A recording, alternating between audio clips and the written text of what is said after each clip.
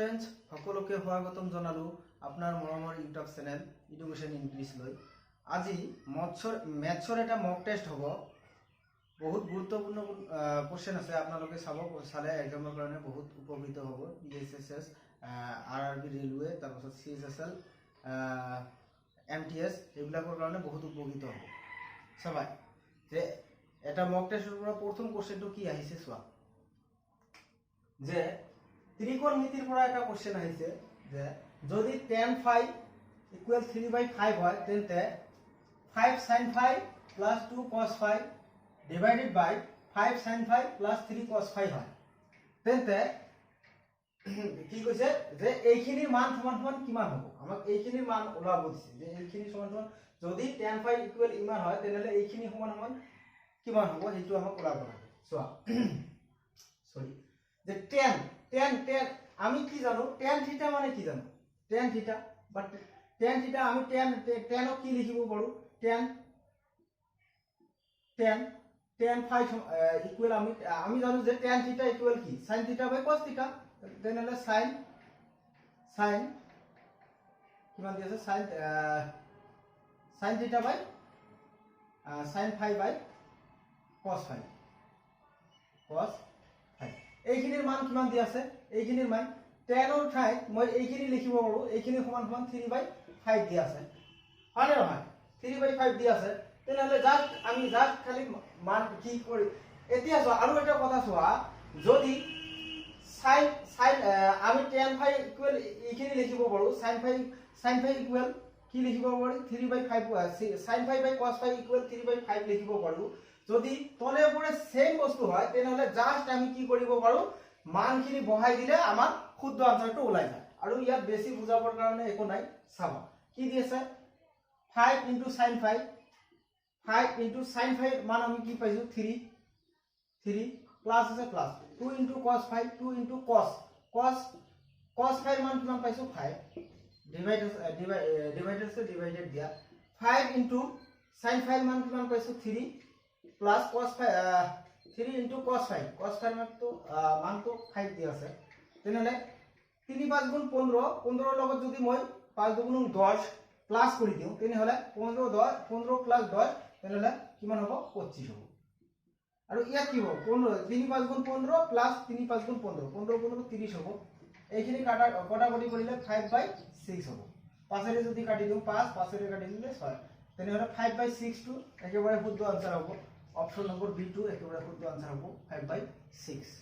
এতিয়া চোৱা 2 নম্বৰ কোশ্চেনটো চোৱা। 2 নম্বৰ কোশ্চেনটো কি দি আছে যে প্ৰথম 200টা পূৰ্ণ সংখ্যাৰ যোগফল উলিওৱা। এই কোশ্চেনটো নাম্বাৰ সিস্টেমৰ পৰা আহিছে। আমাৰ মক টেষ্ট কৰিলে এটাই উপকৃত হওঁ যে বিভিন্ন ধৰণৰ কোশ্চেন একেলগে সলভ কৰিব পাৰো আৰু এক্সামত তেনেকুৱাই থাকে। এইটোই আমাৰ ফায়দা। চোৱা প্ৰথম 200টা পূৰ্ণ সংখ্যাৰ যোগফল কিমান হ'ব এইটো আমাক ওলাব দিছে। এতিয়া চোৱা যেতিয়া সংখ্যাবিলাক 1 বা 0 ৰ পৰা স্টাৰ্ট হয়, আমাক কি কৈছে পূৰ্ণ সংখ্যাৰ কথা কৈছে। পূৰ্ণ সংখ্যা যদি হয়, পূৰ্ণ সংখ্যা আমাক জানিব লাগিব পূৰ্ণ সংখ্যা কিহৰ পৰা স্টাৰ্ট হয়। আমি জানো পূৰ্ণ সংখ্যা 0 ৰ পৰা স্টাৰ্ট হয়, 0 1 2 2 3 4 up to লাস্ট টার্মটো কি হ'ব 99, 199 এইটো। এতিয়া চোৱা যদি 1 ৰ পৰা আৰম্ভ কৰিলো হয় তেনেহলে তো 200 লৈকে থাকিল হয়। যেহেতু আমাক পূৰ্ণ সংখ্যাৰ কথা কৈছে, পূৰ্ণ সংখ্যা 0 ৰ পৰা স্টাৰ্ট হয় তেনেহলে আমাৰ লাস্ট টাৰ্মটো কি হ'ব যে 199 হ'ব। এতিয়া চোৱা এতিয়া আমাক কি কৈছে, এতিয়া আমাক কৈছে কি প্ৰথম যেতিয়া কোনো এটা সংখ্যা 1 ৰ পৰা স্টাৰ্ট হয় তেনেহলে আমাৰ এটা ফৰ্মুলা আছে কি যে n * n + 1/2 এইটো হৈছে আমাৰ ন্যাচাৰাল নাম্বাৰ যোগফল ওলোৱাৰ সূত্র। তেনেহলে এই n মানে কি ইয়াত n মানে লাস্ট টার্মটো বুজায়, তেনেহলে n ৰ মান কিমান দি আছে 199, তেনেহলে 199 ৰ লগত যদি 1 প্লাস কৰি দিও তেনেহলে 200 হ'ব। 200 আৰু ডিভাইডেড বাই 2 আছে, 2 ৰে ভাগ কৰি দিয়া, 2 ৰে কাটি দিলে 100 হ'ব। তেনেহলে 199 ৰ লগত যদি মই 100 মাল্টিপ্লাই কৰি দিও তেনেহলে 19900 হ'ব। তেনেহলে অপশন নম্বৰ কোনটো শুদ্ধ হ'ব, অপশন C টো একেবাৰে শুদ্ধ আনসাৰ হ'ব। 3 নম্বৰ কোশ্চেনটো কি দিছে যে ৰুট ওভাৰ 0.64 ডিভাইডেড বাই 0.16 এইটোৰ মান কিমান হ'ব আমাক ওলাব দিছে চোৱা মই তলে ওপৰত সেম দুঘৰ পৰ দশমিক আছে তেনেহলে দশমিক কাটি দিওঁ 16 ৰে কাটি দিলে কেইবাৰ যাব 4 16 64 হ'ব তেনেহলে √4 মানে কি 2 টু একেবাৰে শুদ্ধ আনসাৰ একেবাৰে ইজি কোশ্চেন এইবিলাক আৰু এইবিলাক কোশ্চেন এক্সামত দিয়ে এনেকুৱা নহয় যে না দিয়ে এতিয়া 4 নম্বৰ কোশ্চেনটো চোৱা 4 নম্বৰ কোশ্চেনটো কি দিয়া আছে চোৱাচোন আকৌ এটা 2D ৰ পৰা কোশ্চেন দিছে যে এটা গোটা সিলিন্ডার 3D কোশ্চেন এটা এইটো 3D কোশ্চেন হয় সরি 2D নহয় এটা গোটা সিলিন্ডার যার ভূমির ব্যাসার্ধ 6 সেন্টিমিটার আৰু উচ্চতা 9 সেন্টিমিটাৰ আছে যেটো গলাই এটা গোলক বনোৱা হয় গোলকৰ ব্যাসাৰ্ধ হ'ব তাৰ মানে কোশ্চেন কি কব বিচাৰিছে যে এটা সিলিন্ডাৰ আছিল সিলিন্ডাৰটোৰ কি দিয়া আছে ভূমিৰ ব্যাসাৰ্ধ দিয়া আছে আৰু উচ্চতা দিয়া আছে যদি সিলিন্ডাৰটো আমি গলাই দিও গলালে এটা গোলকত পৰিণত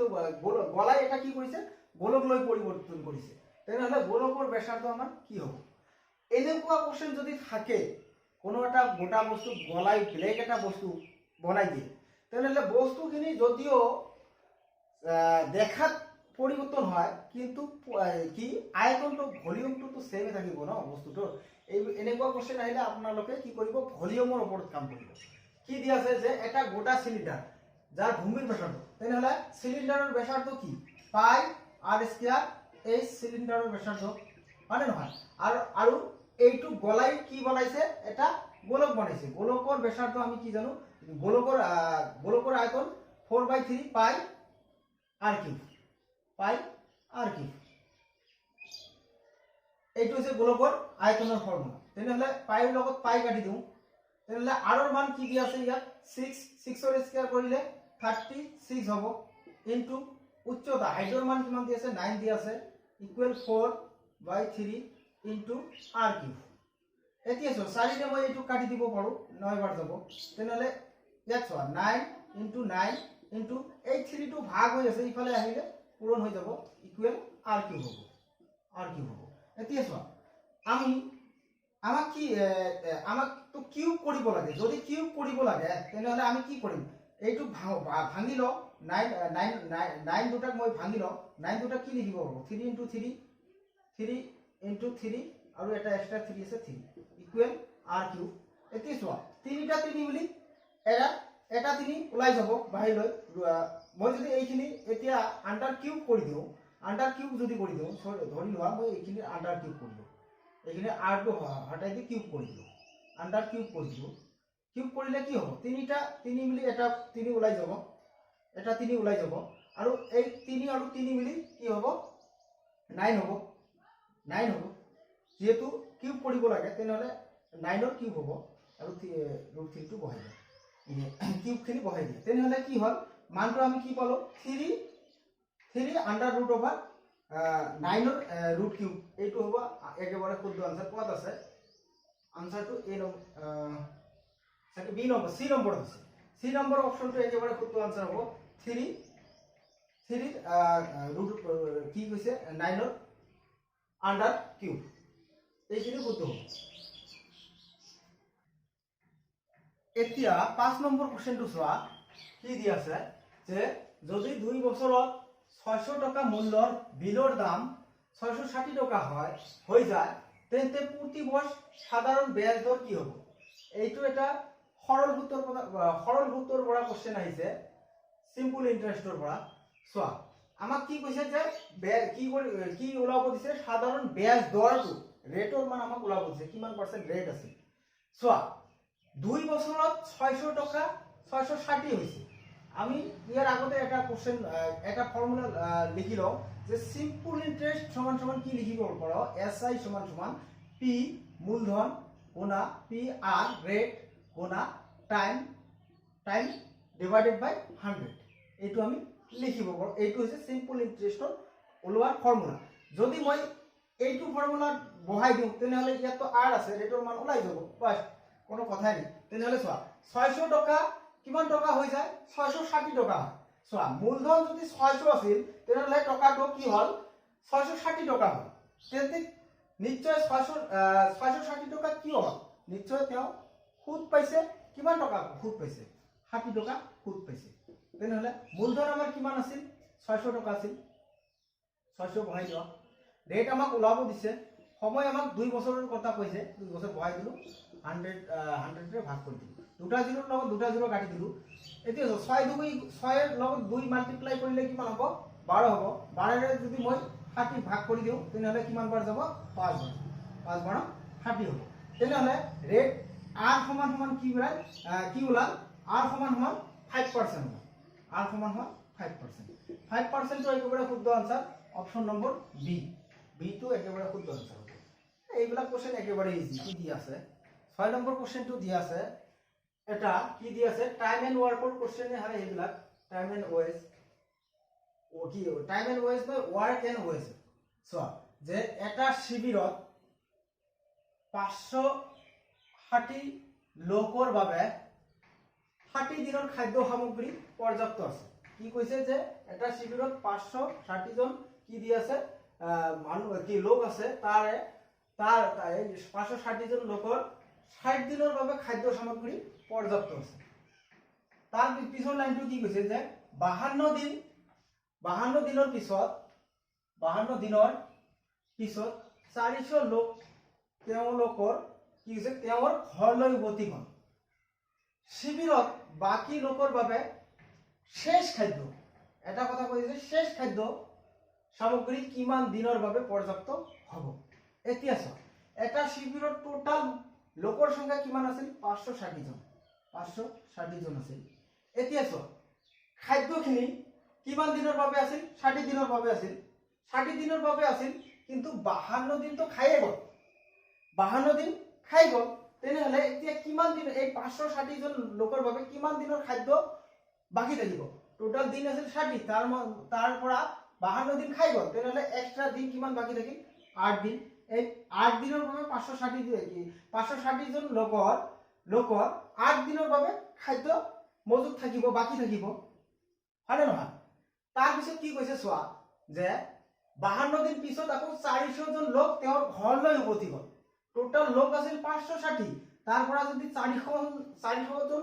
উভতি যায় ঘৰলৈ তেনেহলে বাকি কিমান থাকিব 160 টো কি হ'ল 160 টো বাকি থাকিল আমাক কি ওলাব দিছে যে দিনৰ সংখ্যা ওলাব দিছে দিন তেনেহলে দিনেৰে মই মাল্টিপ্লাই কৰিম এতিয়া চোৱা এটা জিৰোৰ লগত এটা জিৰো কাটি দিও 8 ৰ লগত 8 ৰে যদি মই 16 কাটি দিও দুই বাৰ যাব 2 ৰে 56 কাটিলে 28 দিন কি 28 বাৰ যাব তেনেহলে দিনৰ সংখ্যা আমি কি পালো 28 দিন কি কৈছে যে কিমান দিনৰ বাবে খাদ্য পৰ্যাপ্ত হ'ব তেনেহলে 28 দিনৰ বাবে 28 ডেজ কত আছে অপচন নম্বৰ ডি ডি টো একেবাৰে শুদ্ধ আনসাৰ হ'ব 7 নম্বৰ কোশ্চেনটো কি দি আছে 7 নম্বৰ কোশ্চেনটো কি দি আছে 1/0.04 ইকুৱেল হোৱাট এইখিনিৰ মান কি আহিব এনেকুৱা কোশ্চেনো এক্সামত দিয়ে চোৱা আমি কি কৰো 1 টো ঠিকে ৰাখি দিও এতিয়া চোৱা ইয়াত কিমান কেই ঘৰপত দশমিক আছে 2 ঘৰপত দশমিক আছে তেনেহলে মই দশমিকটো উঠাই দিলে ইয়াত কিমান বাকি থাকিব 4 থাকিব ইয়াত যেহেতু 2 ঘৰপত দশমিক আছে তেনেহলে ইয়াত 2 ঘৰ এক ঘৰপত থাকিলে 10 ৰে মাল্টিপ্লাই কৰিব লাগে 2 ঘৰপত থাকিলে কি 100 ৰে 3 ঘৰ থাকিলে 1000 ৰে মাল্টিপ্লাই কৰিব লাগে তেনেহলে ইয়াত 2 ঘৰপত আছে তেনেহলে 100 ৰে মই মাল্টিপ্লাই কৰি দিও 4 ৰে 100 কাটিলে 25 বাৰ যাব 25 গুণ 25 হ'ব তেনেহলে এইখিনিৰ মান কিমান আহিল 25 টো একেবাৰে শুদ্ধ আনসাৰ অপচন এতিয়া চোৱা 8 নম্বৰ কোশ্চেনটো কি দি আছে এটা 2D ৰ পৰা কোশ্চেন দিছে কি দিছে যে কোনো এটা কোঠালিৰ দৈৰ্ঘ্য প্ৰস্থ আৰু উচ্চতাৰ অনুপাত দি আছে 3:3:4 যদি দৈৰ্ঘ্য 2 গুণ কৰা হয় প্ৰস্থ 2/3 কৰা হয় আৰু উচ্চতা আধা কৰা হয় তেন্তে কোঠালিটোৰ পেইন্ট কৰিবলৈ দাম কিমান প্ৰতিশত কম হ'ব প্ৰথমত যিমান আছিল তাতকৈ কিমান কম হ'ব এইটো আমাক ওলাব এতিয়া চোৱা ধৰি লোৱা এইটো এটা কমৰা এইটো এটা ৰুম এই ৰুমটোত আমি যদি কালাৰ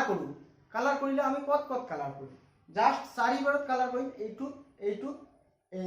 এইটো আৰু এইটো এই চাৰিটা সাইডত কালাৰ কৰিম ওপৰত আৰু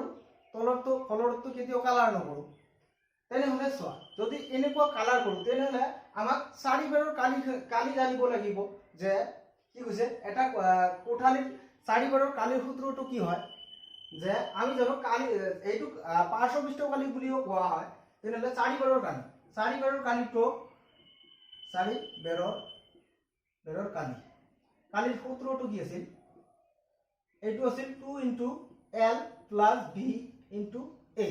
2 * দৈৰ্ঘ্য + প্ৰস্থ * উচ্চতা কৰিলে আমাক 4 বাৰৰ কালি ওলাই যায় তেনেহলে এতিয়া চোৱা আমাক দৈৰ্ঘ্য প্ৰস্থ আৰু উচ্চতাৰ অনুপাত দিয়া আছে L * B * H এই তিনিটাৰ অনুপাত কি দিয়া আছে 3:3:4 3:3:4 তাৰ পিছত কি কৈছে চোৱা যদি দৈৰ্ঘ্য দুগুণ কৰা হয় দৈৰ্ঘ্য আছিল 3 কৰিছে 2 গুণ 3 ৰ 2 গুণ কিমান হ'ব 6 হ'ব চোৱা এতিয়া চোৱা প্ৰস্থ 2/3 প্ৰস্থ কিমান আছিল 3 আছিল তাৰে 2/3 কৰিলে কিমান হ'ব তাৰে 2/3 কৰিলে এই 3 3 কাটি যাব তেনেহলে 2 হ'ব আকৌ উচ্চতা কি কৰিছে আধা কৰিছে চোৱা আৰু উচ্চতা আধা কৰা হয় উচ্চতা আছিল কিমান 4 কৰিছে 4 ৰ আধা কিমান হ'ব 2 হ'ব হয় না এতিয়া চোৱা এইখিনিক যদি মই এই সূত্ৰত প্লাই দিও প্ৰথমত কিমান কালি আছিল আৰু এইখিনিক যদি সূত্ৰত প্লাই দিও তাৰ পিছত কিমান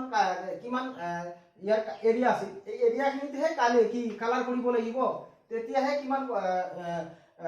খৰচা কম বা বেছি হয় এইটোহে আমি ওলাব পাৰিম এতিয়া চোৱা আমাৰ ফৰ্মুলা ওয়াইজে কি হ'ব 2 * দৈৰ্ঘ্য কিমান আছে 3 প্ৰস্থ কিমান আছে 3 3 আৰু 3 যোগ কৰিলে কিমান হ'ব এই ফৰ্মুলা ওয়াইজে 3 আৰু 3 যোগ কৰিলে 6 হ'ব আৰু উচ্চতা কিমান আছে 4 তেনেহলে 4 6 গুণ 24 24 2 গুণ 48 হ'ব এইখিনি প্ৰথমতে এৰিয়াটো ৰুমৰ শ্ৰেণী কোঠাটোৰ এৰিয়া কিমান আছিল 48 তাৰ পিছত এলা পিছত চোৱা কিমান হয় পিছত যে ফৰ্মুলা ওয়াইজে বহাই দিয়া 2 * দৈৰ্ঘ্য + প্ৰস্থ দিক + প্ৰস্থ কিমান কৰিলে কিমান হ'ব 6 6 2 8 হ'ব তাৰ লগত আৰু উচ্চতা আছে কিমান 2 মাল্টিপ্লাই কৰিলে 8 2 গুণ 16 16 2 গুণ 32 হ'ব দেখা প্ৰথমত আছিল 48 হল 35 তেনেহলে কিমান কমি গল কমি কিমান গল 16 কমি গল হয় না নহয় 16 যদি কমি গল কিমান কাৰ পৰা কমি গল 48 ৰ পৰা কমি গল 48 আমাক যেহেতু প্ৰতিশত ওলাব দিছে প্ৰতিশত ওলাবলৈ দিলে আমি কি কৰিম 100 ৰে মাল্টিপ্লাই কৰি দিম 16 ৰে যদি মই 48 ক কাটো 3 বাৰ যাব তেনেহলে 100 ক যদি মই 3 ৰে ভাগ কৰি দিও তেনেহলে কিমান আহে 33 1/3% আহে অপচন বি টো একেবাৰে শুদ্ধ আনসাৰ 100 ক 3 ৰে ভাগ কৰি দিলে 33 1/3% 9 নম্বৰ কোশ্চেনটো কি দিয়া আছে 9 নম্বৰ কোশ্চেনটো কি দিয়া আছে তলৰ সংখ্যাবোৰৰ মাধ্যমা উলিওৱা আমাৰ এই মাধ্যমা কি কৈছে এই চ্যাপ্টাৰটোৰ পৰা আমাৰ তিনি ধৰণৰ কোশ্চেন দিয়ে এটা দিয়ে মিন দিয়ে এটা মিডিয়ান দিয়ে আৰু এটা দিয়ে কি মড দিয়ে তাৰ মানে মাধ্যমা দিয়ে আৰু এটা কি দিয়ে কি বহুলক দিয়ে তেনেহলে আমাক মাধ্যমা দিয়া আছে মই বাকি দুটা কোশ্চেনটো সলভ কৰি বাকি দুটা কৈ আছো চোৱা যদি আমাক মাধ্যমা ওলাব দিয়ে তেনেহলে আমি কি কৰিম যি কেইটা নাম্বাৰ দিয়া থাকিব সেই কেইটাক মই কি কৰিম এসেন্ডিং অৰ্ডাৰ মানে সৰুৰ পৰা ডাঙৰলৈ সজাই দিম সংখ্যা ইয়াত কেইটা দিয়া আছে দুটা চাৰিটা ছয়টা আঠটা দিয়া আছে তেনেহলে আটাতকৈ সৰু সংখ্যা কোনটো আছে 16 আছে 16 তাৰ পিছত 19 তাৰ পিছত কি আহিব 23 তাৰ পিছত কি আহিব 25 তাৰ পিছত কি আহিব 26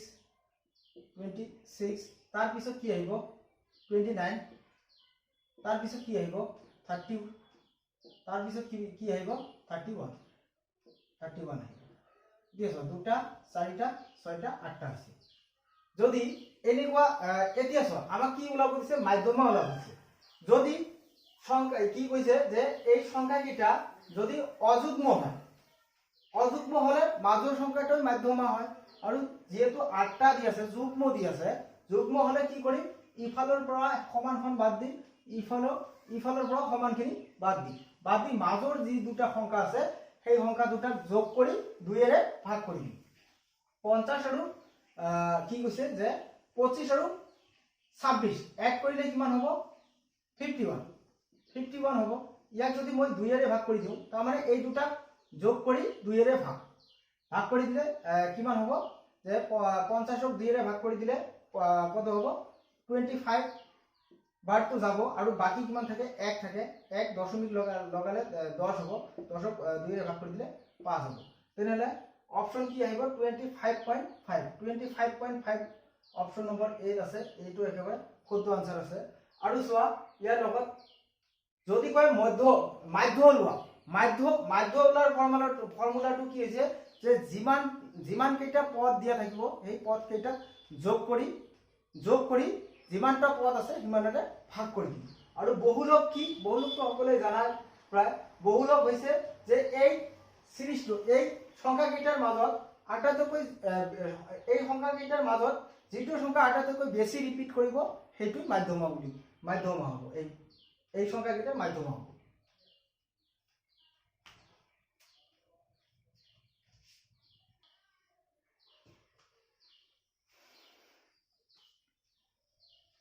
এতিয়া 10 নম্বৰ কোশ্চেনটো চোৱা মই কি কৰিছো 10 নম্বৰ কোশ্চেনটো আমাক আপোনালোকক কি কৰিছো ঘৰত কৰাৰ কাৰণে দিছো কি কৰিব যে যদি কোশ্চেনটো কি দি আছে যদি 0.27 by p স্কয়ার ইকুয়াল 27 হয় তেতে p মান কিমান হ'ব অপচন দিয়া আছে এইটো আপোনালোকে পঢ়ি কমেন্ট বক্সত কমেন্ট কৰি দিব কমেন্ট কৰিলে ভালো লাগে কিছুমানে কৰে কিছুমানে নকৰে আপোনালোকে বেছি কমেন্ট কৰিব আৰু ভিডিওবিলাক লাইক কৰিব শেয়াৰ কৰিব আৰু চেনেলত যদি কোনোবাই নতুন আহে তেনেহলে কি কৰিব চেনেলটো সাবস্ক্ৰাইব কৰি বেল আইকনটো অন কৰি ৰাখিব তেনেহলে মই যেতিয়া ভিডিও আপলোড দিম আপোনালোকৰ নোটিফিকেশনটো তৎক্ষণাত যাব আৰু মোৰ লগত জড়িত থাকিব পাৰিব আজিৰ ভিডিওটো ইয়াতে শেষ কৰিম থ্যাংক ইউ